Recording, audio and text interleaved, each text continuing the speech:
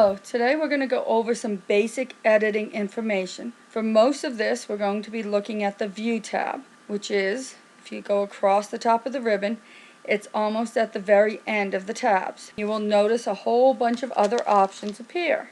You can change your view under the first grouping in the View tab. It defaults to print layout. That's what most people use the majority of the time, because that shows them what their document will look like when they actually print it.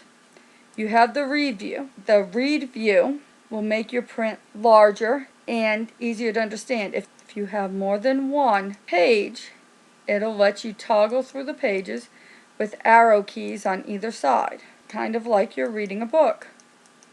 It'll let you know when you come to the end of the document. You have web layout, just makes it look like a web page. Outline, which outlines what's your document, and it depends on the different sections you've created. It's used basically to create or edit an outline. And then you also have a draft view, which is used specifically for editing. It won't show you any pictures. It won't show you objects. It'll just show you the text. Notice how all the pictures disappeared from this document. It's mainly for editing. The next thing I want you to notice is you have Show. This allows you to show or hide certain things on the screen. Most people, this screen looks like this. I personally like to use the rulers. The rulers are a great way to manually change your margins if you decide you want to do something different. If you want to add indents.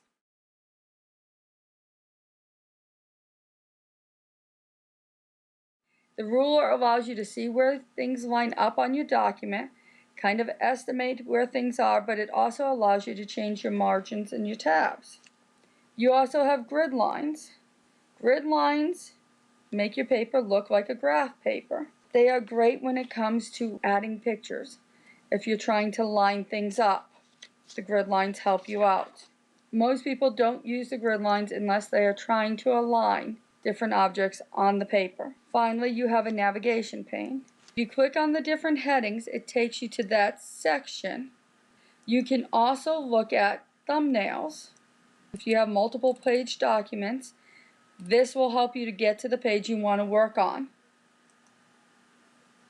The other thing you have is a search tool. The next group on the View tab is Zoom. Okay, 100% puts your document automatically at 100%. You can look at one page. You can look at multiple pages. You can adjust your zoom by going higher, lower. You can manually make your print bigger if you need to. And then if you click the 100%, it brings you back so it looks like it would look if you printed it. You also have a many pages. It'll let you look at multiple pages at the same time. You can choose which pages you want to look at. Arrange all. It'll put all the windows you have open on your screen. So if you're using multiple documents, you can have multiple documents over. You click the maximize, you go back to your document. If you want to split the screen so you can see different parts of your document at the same time and compare them, you can do so. And just to go over a few basic terms, if you look over on your right side, you have the scroll button, which is the little arrows on either side, the scroll bar, which is the entire thing up and down, and the scroll box, which is the little thing you can drag up and down to move through your document, especially if it has multiple pages. Okay, we are going back to the View page and navigation pane because I want to show you one other thing. You have a search on here. You can get to the same thing from the Home tab, which is the Find and the Replace. We're going to do this now through the navigation pane. On the navigation pane, you will notice next to the little magnifying glass, there's a down arrow. It gives you options. You can use your replace here. You can go to, if you know there's a specific word or section you want to go to, you can use that. But we're going to go to the options. On the options, you can click use wildcard.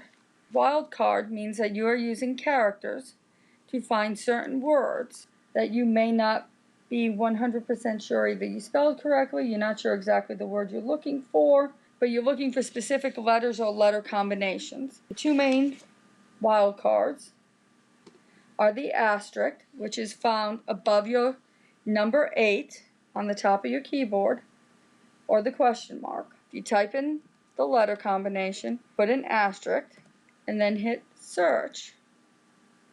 If you look, every time that letter combination came up, and we've got 1 out of 991 times, whether there's a letter in between it or multiple letters in between it, it finds it.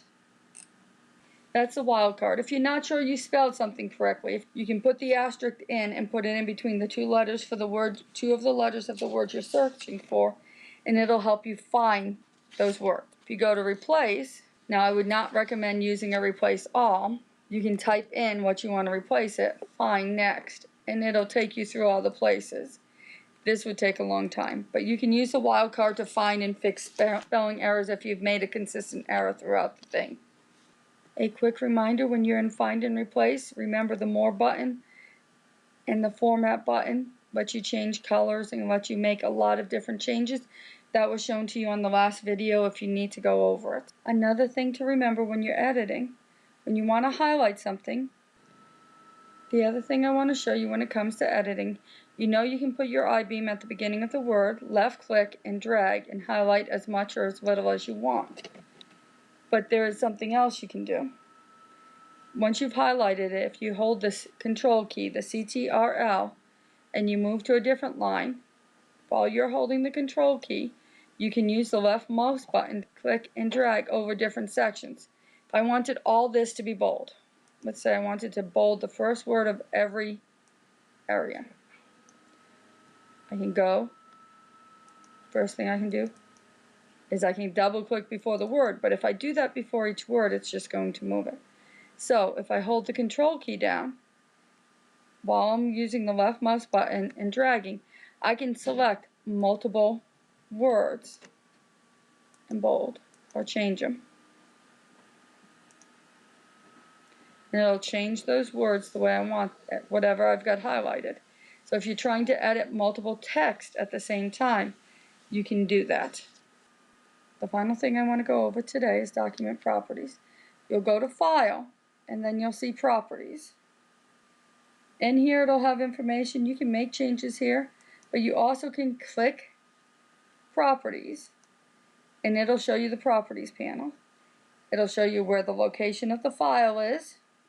It'll show you who the author is. You can add titles, subjects, keywords, categories, and comments here.